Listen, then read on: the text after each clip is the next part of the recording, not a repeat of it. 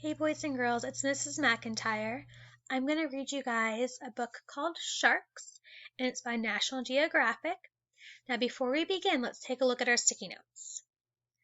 Remember, as nonfiction readers, we can grow our knowledge by paying attention to details. So when we look closely at all those facts and photos the author is giving us. Put the parts of the text together in our mind. So we'll make sure we're stopping and thinking about it and thinking how the different parts of the book connect to each other. We want to ask questions as we read, and we want to think, what is this book or this part or section teaching me? And then we want to understand and use key words. We want to look for those bold words, expert words to help us figure out what we're learning about. So follow along as I read Sharks. Oh, so here I see a table of contents. I can look to see the different sections that I'm going to be learning about and what page numbers to find them on. Oh, and here, remember, we have our glossary that gives us some information about those bold words we're going to see, and it's a picture glossary too.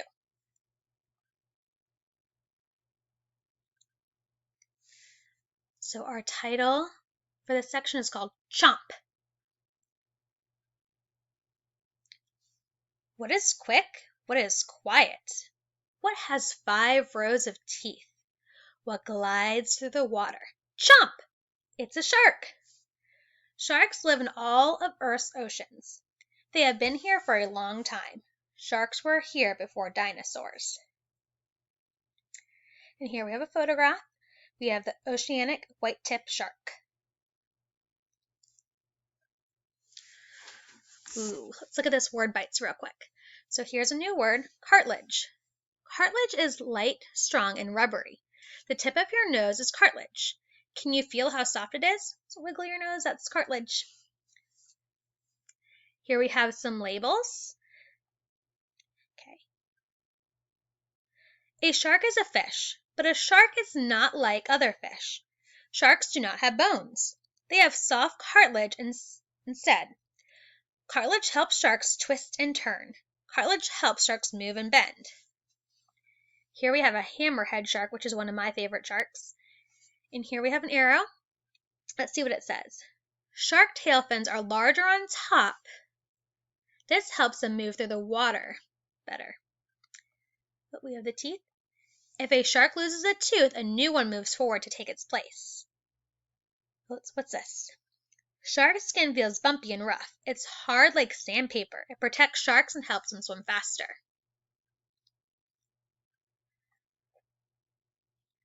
Ooh, shark pups. Aww. But this is going to be about their babies. Shark babies are called pups. Some pups grow inside their mothers. Other pups hatch from eggs. Okay, that's a cool fact. So some sharks grow inside their moms, and others have eggs that they grow into. Lemon shark pups grow inside their mothers. The lemon shark mother goes into shallow water to give birth. The pups stay near the shallow water until they are grown. And here we have that lemon shark. Let's see here. So these aren't its pups right here. There's a lemon shark pup. But right here, it says these fish are called remoras. They hang around sharks and eat their leftovers.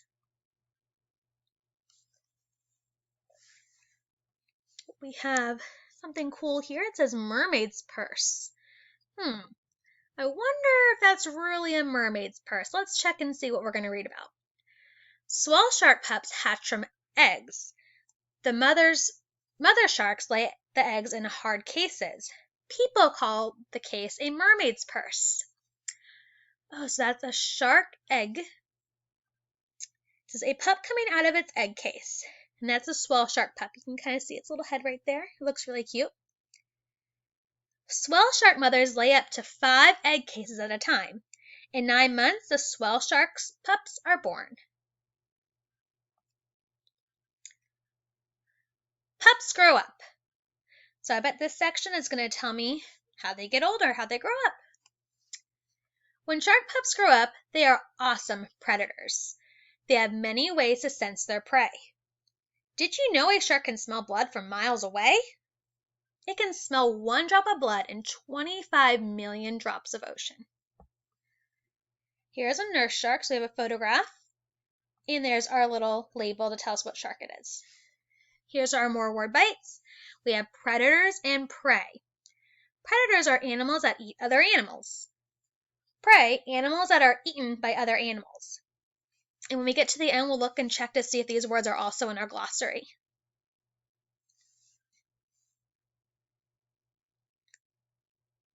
Sharks can see better than humans can. Even in the deep water, a shark can see its prey. Sharks can see its prey. Sharks take a test bite of prey before eating.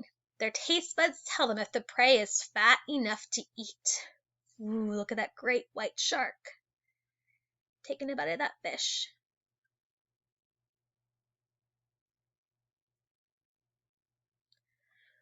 Ooh, look at this picture. It's kind of scary. Look how the author made these little chomp marks on the title of this section.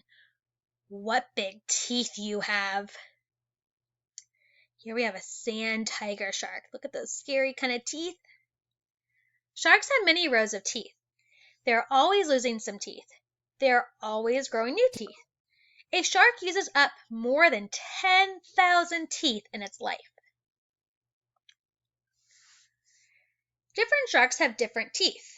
Their teeth are perfect for what they eat. So I do know that we have lots of different sharks. I know hammerheads, whale sharks, the great white sharks, tiger sharks, and they all live in different areas around the world. So they all eat different kind of fish and different types of animals. So they all have to have different kinds of teeth. So let's look at this section. It's probably going to teach me about the different kind of teeth sharks have. So some have long, spiky teeth, are for catching. They have flat teeth for grinding. Ooh, and serrated teeth are for ripping. And here at the bottom, it tells us what serrated means. It's when something is serrated, it has a jagged edge like a saw blade. And if we look close, you can kind of see how it has those jagged edges on these teeth. Well, the top ones are a little bit more pointy and sharp at the top, but they don't have that serration around the sides. Look, we got some new words over here. Prehistoric. Prehistoric is a time before people wrote things down. Then we have extinct. Extinct plants and animals are no longer alive on Earth. Oh, wow, look at this big shark tooth. It's a megalodon tooth. Wow, prehistoric sharks had really big teeth, up to 6 inches. Good thing these guys are extinct. This is one of Miss McIntyre's favorite sharks. The megalodon is a prehistoric shark. Scientists made a life-size model of the megalodon's jaw and put it in the teeth they have found. You can imagine how big the shark must have been. Oh wow, look, kids can stand inside its jaw. Must be a big shark. Imagine this. A giant shark is gliding through the water. A swimmer is nearby. The shark gets closer. It is huge. It opens its giant mouth and sucks in a big mouthful of water. The swimmer is fine. The shark is a whale shark. Whale sharks are the biggest sharks, but they have tiny teeth. They eat tiny animals called plankton. And here we see the whale shark with its label. And there we see a scuba diver. Blue ribbon sharks. I wonder if this part's going to teach me about maybe some really cool sharks. So there are about 375 different types of sharks. We have the weirdest, the hammerhead shark. Because a hammerhead shark has a head shaped like a giant hammer. Its wide head is great for hunting. The smallest is the spined pygmy shark, which is about 8 inches long. It has a glow-in-the-dark belly. Ooh, I wonder if that means it lives deep in the ocean because it has a glow-in-the-dark belly so it can maybe see or attract prey. The creepiest is the great white shark. When a great white bites its prey, its eyes roll back in its head to protects its eyes. And the fastest is the mako shark. The mako is the fastest shark. It can swim up to 20 miles per hour. Makos leap clear out of the water to catch prey.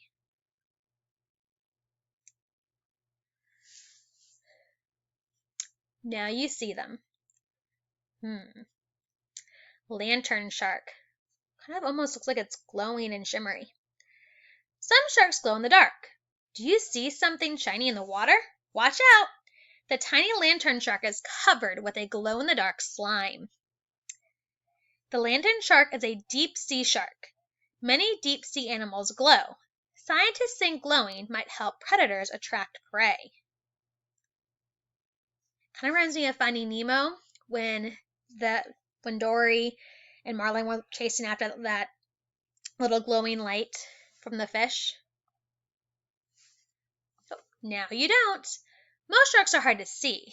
They have a dark back. From above, they blend in with the water. They have a white belly from below. They blend in with the sky. Some sharks have special ways to hide. Wobbegongs have colors like the seafloor. Their mouths have parts that look like seaweed. Fish swim in, but they can't get out. Ooh, can you find the wobbegong shark?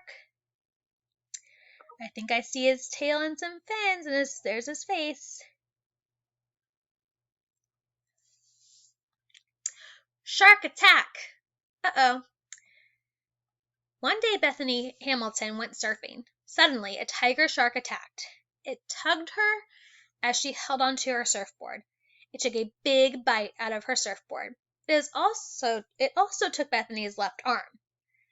After the attack, Bethany wanted to keep surfing. She is not afraid to go in the water. She knows that shark attacks are rare. Here we have a quote that Bethany says. One thing hasn't changed, and that's how I feel when I'm riding a wave. There we can see her surfboard where it got bit. But she's still surfing, so she overcome losing her arm. People attack? Do you think this section is going to teach me how sharks attack people or how people attack sharks? Let's see what happens. Let's read to find out more. Shark attacks are scary and terrible. Sharks can be a danger to people. But people are a bigger danger to sharks. I wonder why people are a bigger danger to sharks. Let's keep reading. Millions of sharks die in nets set to catch other fish. Others are killed on purpose. Many types of sharks may become extinct. Sharks have been on Earth for millions of years. Sharks and people need to learn to share the sea. And here we have a gray reef shark. There we see a diver with a light. Oh, and here is our glossary where we see cartilage with the definition, and it gives us a little photograph. Extinct, predator, prey, and we see prehistoric and serrated. Hopefully you enjoy this read aloud. You can find this book on Epic and check out sharks. If you'd like to, you can also take a little quiz at the end. I hope you enjoyed. See you guys later.